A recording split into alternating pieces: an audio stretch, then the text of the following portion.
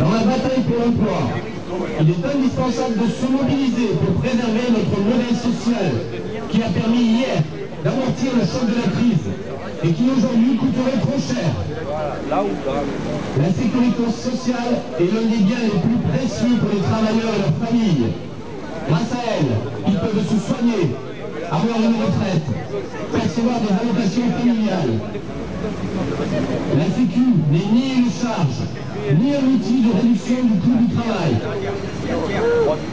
Force ouvrière s'oppose fermement à lier le financement de la protection sociale à la notion de compétitivité des entreprises.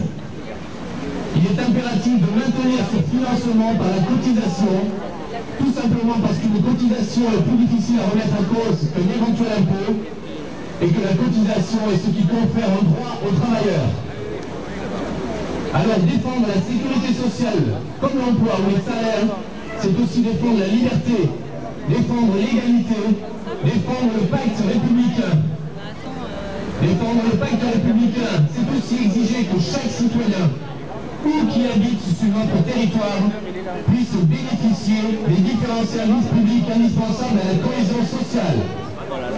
Et ici à Sarlat, ce discours prend tout son sens face aux menaces qui pèsent sur l'hôpital, mais aussi face aux fermetures de classes. Ce service public est le bien de ceux qui n'ont rien. Le remettre en cause, c'est renier des droits, c'est oublier l'égalité des droits. Comme vous le constatez, mes camarades, résistance et vigilance sont à nouveau à l'ordre du jour.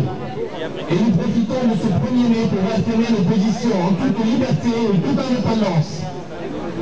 Après une année 2013 de cadeaux faits au patron par le gouvernement, marquée par la loi de sécurisation de l'emploi, véritable attaque du code du travail qui aura amené au final plus de flexibilité et très peu de sécurité.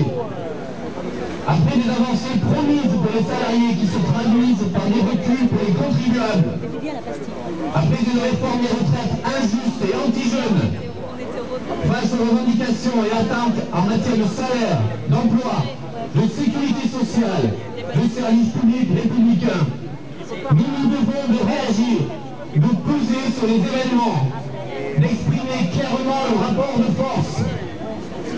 Et que dire des annonces récentes du président du MEDEF, qui a l'oreille compatissante du gouvernement sur l'instauration d'un sous-SMIC pour les jeunes et moins jeunes qui recherchent un emploi.